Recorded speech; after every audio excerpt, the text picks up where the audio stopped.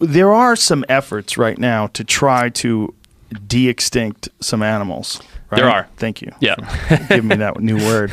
And what is currently going on right now?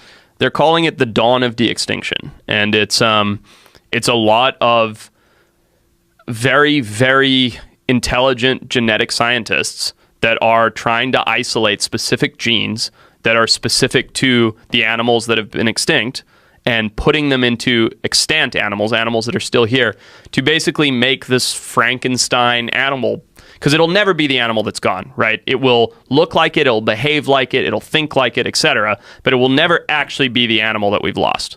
At least not yet. We don't have that technology. Right now what we can do is isolate a genome, put it into an existing animal that gives birth to an animal that looks and acts very much like the extinct animal. But it's some degree different, because it's like a mammoth, for instance. Right. They would have to take some DNA from a mammoth. Right. That they would somehow or another get and introduce it to an embryo of an elephant. Yeah. And then the elephant would give birth to a very hairy, very large tusk, like these isolated genetic codes, elephant. Right. And it would look like a mammoth, it would act like a mammoth, but the reality is it's a shaggy elephant with big tusks. Right. So if you did like 23andMe on it, it would show, it's mostly elephant, Exactly. but it's a little bit of a mammoth. Yeah, I mean, if you think of a double helix, like a DNA strand, right? You have these little bars in the middle of it. So what they do is, this is a very crude way to explain it, but they pull out a bar from an elephant and they put in a bar from a mammoth. And then eventually you get this mammoth.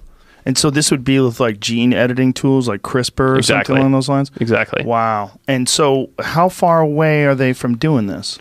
It's been successfully done a couple of times. They've given birth to a couple animals that are very, very close to the extinct animal. Most of the time there's problems, right? It's infertile, it has lung issues, whatever it is. There's a couple different cases. I'm not a geneticist, I'm a wildlife biologist, so I don't really understand it, but they've done it. They have successfully reproduced things that are gone, basically cloned things, and then the animal hasn't made it to adulthood. Man, that seems really, really like playing God, doesn't it? It is. It is absolutely like playing God.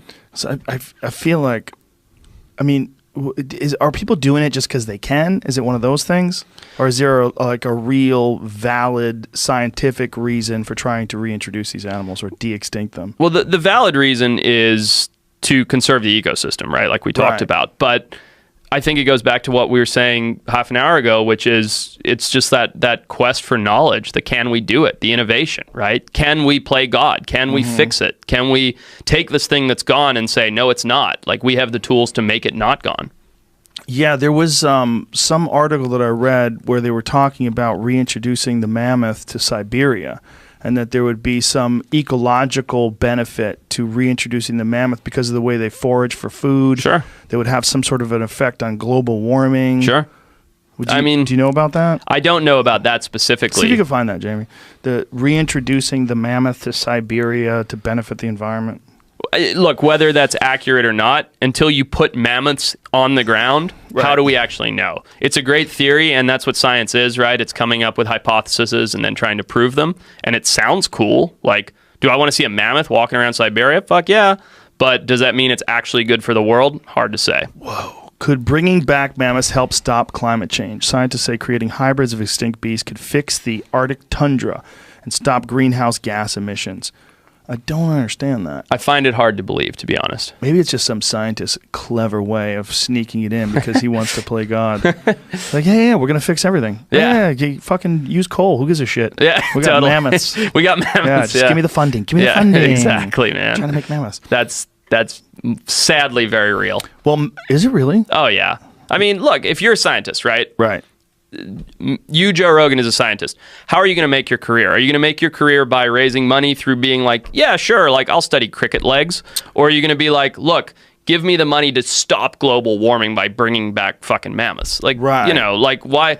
You can make the outrageous claim if you think it's going to fund your research. Right. That's how you make your bones, right? And that's one of the sad realities of some, certainly not all, science.